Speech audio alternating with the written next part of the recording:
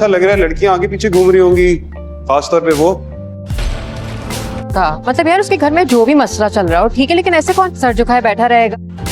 اتنا بزدل لڑکا, اگر ہم اس کے لیے سٹینڈ نہیں لیتے تو وہ تو قبول کر لیتا, بغیر جرم کے جیل کاٹ رہا ہوتا.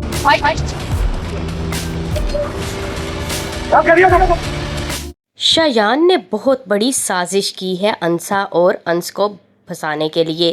دونوں کو ایک جگہ پر اکٹھے بلوا کر دروازہ لاک کر کے ان کی ویڈیو بناتا ہے اور سوشل میڈیا پر ڈال دیتا ہے اور کہتا ہے کہ یہ لڑکی جو پچھلے دنوں انس کے لیے اتنی کمپین کر رہی تھی اصل میں یہ اس کی گرل فرینڈ تھی, اور اس کے بارے میں بہت سارے نزیبا الفاظات کے ساتھ ویڈیو ریکارڈ کی جاتی ہے جو کہ انسا کی انسلٹ کرنے کے لیے کافی ہوتی ہے. جب انسا کو پتہ چلتا ہے کہ اس کے لیے اس طرح کا جال بچھایا گیا ہے, دونوں کو پتہ تو چل گیا تھا کہ وہ ایک دوسرے کو اکٹھا دیکھ کے کہ پھنسایا جا رہا ہے ان کو, لیکن شایان اتنا گھٹیا ہو سکتا ہے اس کا اندازہ انس کو کبھی نہیں تھا. انسا جیسے ہی گھر پہنچے گی تو اس کے لیے پورا محلہ اکٹھا ہوگا جو کہ اس کو لعنتیں ڈالے گا کہ تم کیسے کی لڑکی ہو اور اتنی رات کو کہاں سے آ رہی ہو. اس کا بھائی اور بھابھی تو پہلے ہی چاہتے تھے انسا کو محلے سے نکالا جائے کسی طریقے. ان کی بھابھی بھی پورے محلے والوں کو ڈرا دھمکا کر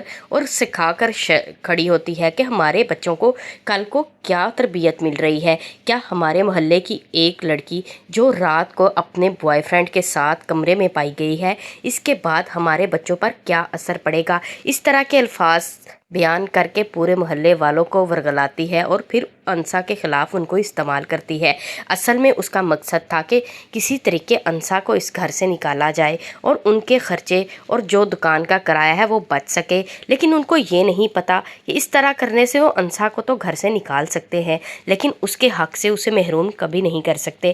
دوسری طرف انس جو کہ ہمیشہ کے لیے چپ رہا, اس دفعہ وہ چپ نہیں رہے گا کیونکہ اس کو جب پتہ چلے گا کہ انسا کے لیے بہت بڑا مسئلہ ہو گیا ہے, اس کے بھائی ہی اس کے خلاف ہو گئے ہیں اور وہ اس کو چوٹیں لگتی ہیں تو محلے والے اس کو مارتے بھی ہیں. وہ ہاسپٹل پہنچ جاتی ہے.